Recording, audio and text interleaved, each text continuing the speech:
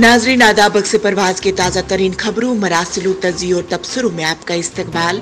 मैं हूँ आपके साथ हैया वानी।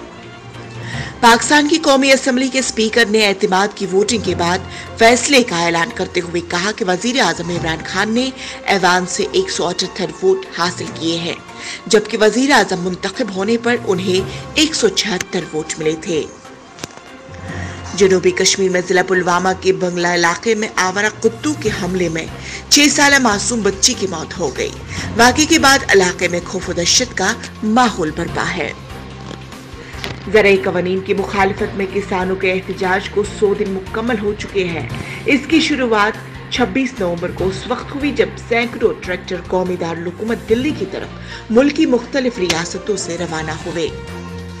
साबिक ब्यूरोक्रेट व जम्मू कश्मीर पीपल्स मूवमेंट के साबिक सदर शाह फैसल ने कहा कि वो हमेशा से भारत नवाज रहे हैं।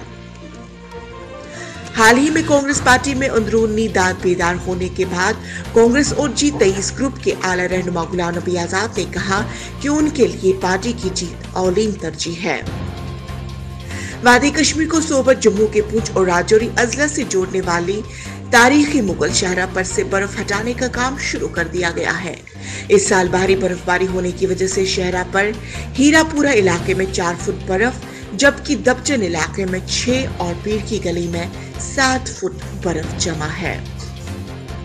सिक्योरिटी फोर्सेस ने जनूबी कश्मीर के काजीगुंड इलाके में गुज़िश्ता शाम 2 गैर मकामी अफराद को गिरफ्तार करके उनकी तहवील से असला बरामद करने का दावा किया है।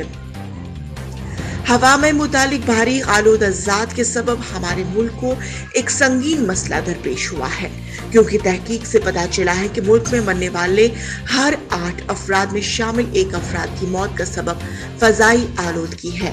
इतना ही नहीं बल्कि आलूदगी की वजह से हम पर शहरी की जिंदगी की मयार 5 साल कम हो जाती है।